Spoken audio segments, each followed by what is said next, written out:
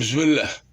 وهي مقدشو waxaa lagu xusay qarnigii tobnaad sheekada la yiraahdo Chronicle dos Reis del Quella oo uu si kooban u qaybay Jorge de Barros oo Portugiis ahaa. waxay ku tiraabtay sheekadu in dadkii ugu horreeyay ee Muqdisho yaqleelay ay u yimaadeen dhulka Safoola dahab goobitaan. macadda taariikhda xilligu waxaa la safilayaa inay ku u dhaxayso qarnigii tobnaad iyo qarnigii 12aad. markani waa marka ganacsiga dahabka Safoola ay ku kaliyeysay Kilwa oo maanta ka tirsan Tanzania. ma jiraan wax muujinaya in Muqdisho halgeedii oo qaxooti carbeeda uu asaasay. waxaase jira ayaana qaxooti ah oo kala gadisan oo yimid Muqdisho waqtiyo kala duwan. mid ka mid ah hayaanadaas carbeed wuxuu ku beegan yahay xilligii lagu laltabayay khilaafadii Karbatianis, wuxuuna geedigaasu ka soo hayaabay Al-Ahsa oo ku tiil khaliijka carbeed. malaha isla waayahaas baa kooxa Farisiinihi waa reer Iiraane u soo hayaabeen Muqdisho.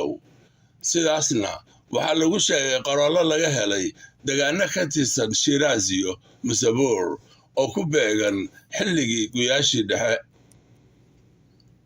si kastaba ha ahaatee waxaa qarnigii tobnaad Muqdisho ka abuurmay isbahaysi ka koobnaa 39 qolo, 12 reer oo muqri ah, 12 jidaati ah, 6 caqabi ah, 6 ismaaciili ah iyo 3 cafiifi ah. kadib markay hanteen haybad xagga diinta ah waxay qolada Al-Qaxtaani ka yeesheen qolooyinkii kale saldalad culannimo ku dhisnayd Uluma Dynasty, waxayna sharaf u yeesheen in qaaliga mar walba iyaga laga soo doorto. nuskii dambe ee qarnigii 10aad ba Abubakar ba Fakhruddin ka unkay Muqdisho saldalad dhaxaltooyo ah oo cuskanaysa awoodda reeraha Al-Muqri. wuxuu suldaanku yeeshay sharafta inuu qaali u sameeyo magaalada. sanadkii 1323 ilaa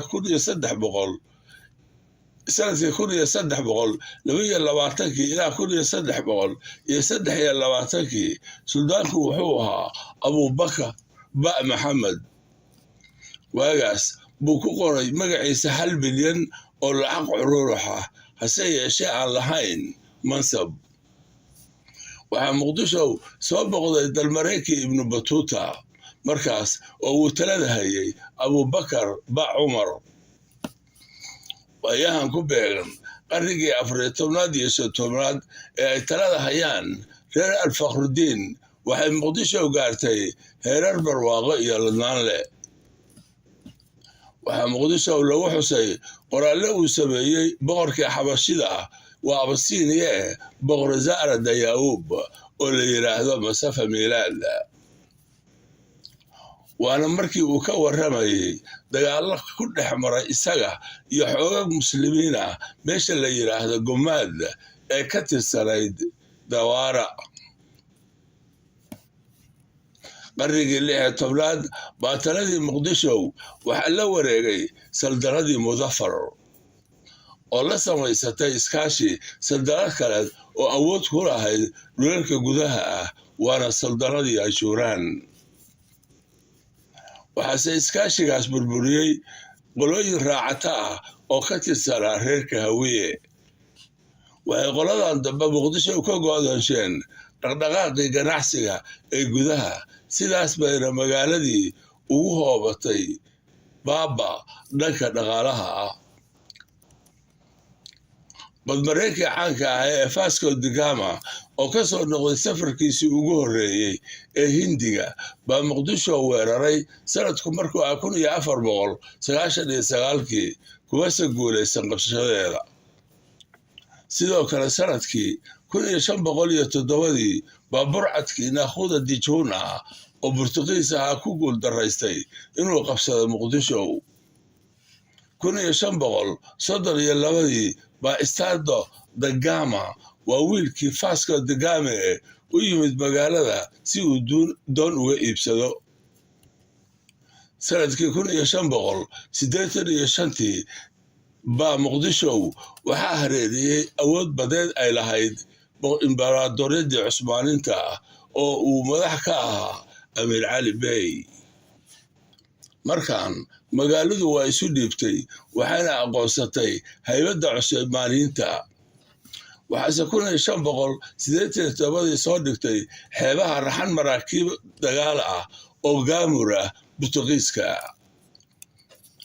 Burtuqiisku wuxuu ku soo celiyey awooddiisa xeebaha bariga Afrika. way ka gaabsadeen inay weeraraan Muqdisho. waxay sacaradii kula dhaceen Faza, magaalo laamo u dhow oo ahayd magaalo laamo u dhow, halkaasoo ay ku gowraceen dad aad u fara badan, waxayna ku gubeen ilaa 10,000 oo geed oo naarijiin ah. Cali Bey wuxuu sanadkii 1589 la yimid xeebaha ilaa 5 dooyood, wuxuuna mar labaad ku dhawaaqay taladii Cusmaaniyiinta ee xeebaha bariga Afrika. waxaase isla markiiba jebiyey Burtuqiiska, halkaas oo isaga lafahaantiisa lagu qabtay Mombasa loogana masaafureeyey Lisbon.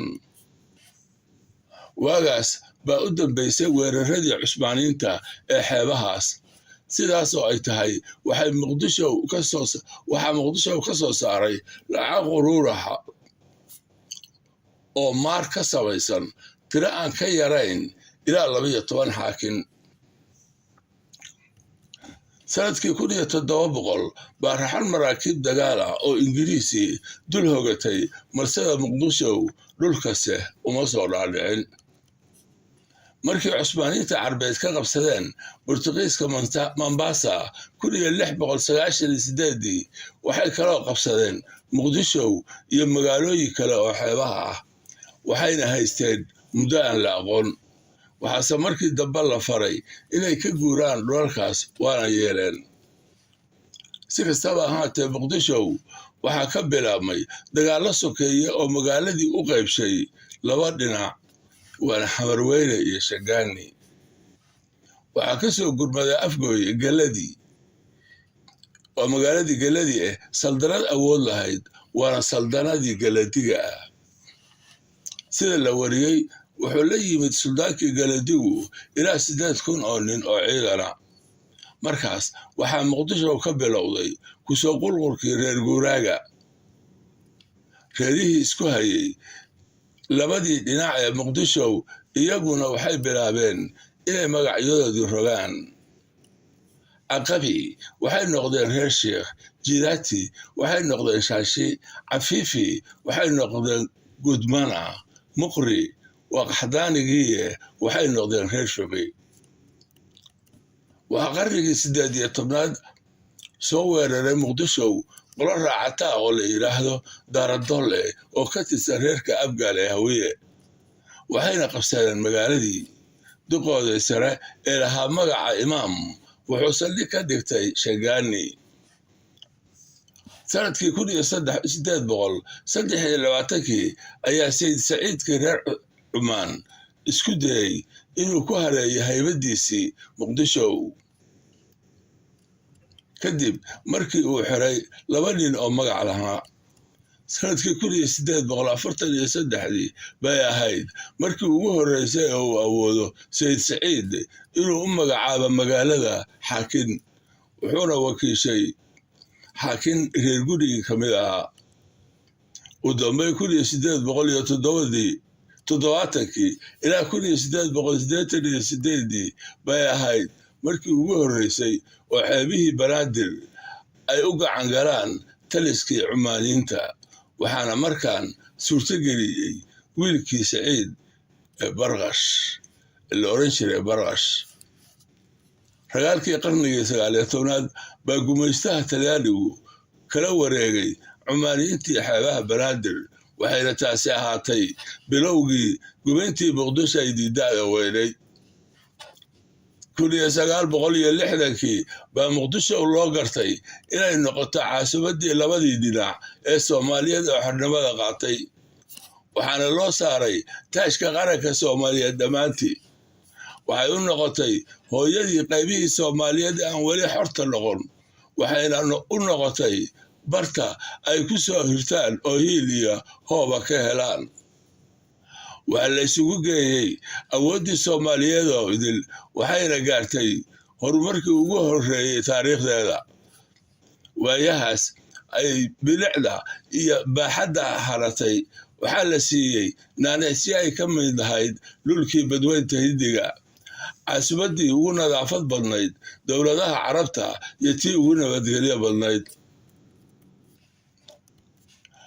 tangiyada maanta hadba dhinac u jibaaxaya jidadka xamar madaafiicda iyo hoobiyaasha ku dul hooraya xaafilihii bilicda badnaa dhufaynsada laga dhex qotay kulliyadihii iyo fariisamihii ciidankii qaranka Soomaaliyeed ee haybadda lahaa burburka iyo baaxadda weyn ee gaaray magaalada xasuuqa iyo barakaca loo geystay dadkii waa murugada qofka Soomaaliyeed ee dareen fayowle waxaase waaga baas u baryay muqdisho 1991dii markaas oo Soomaalidii gadooday burburisay dowladdii u ahayd balaga qaybaha qaranka Soomaaliyeed oo idil markaas oo ay kuwii gadooday faagteen magaaladii guunka ahayd ay ka tirtireen raadadkii ilbaaxnimada iyo nolosha oo idil una rogeen boholo tuug iyo buulaljaan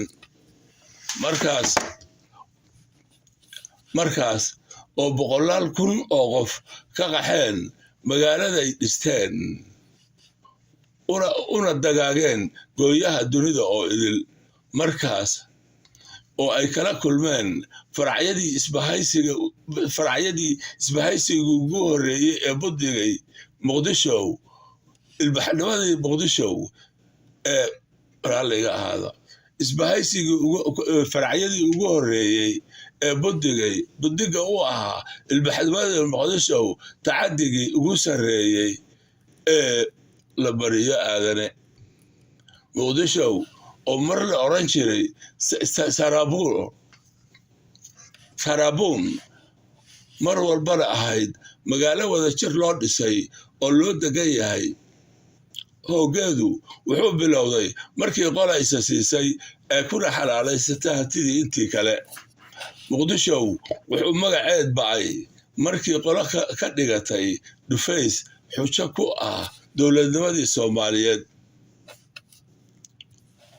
oraah caalami ah baa tiraahda ummad walba hankeeday hanataa waxay Soomaaliya midnimo iyo maamul lahayd markii ay lahayd han sareeya waa markay lahayd hankii Soomaali weyn waxaa hoggaad yimid markii hankeedu noqday tuulo magaalo iyo gobol luflufsadaas baan ka ladii la'nahay waxaan gaarnay heer aan ilmeyn weyno ilaa waxaa ooya qof idin diila leh oo cayma u muuqato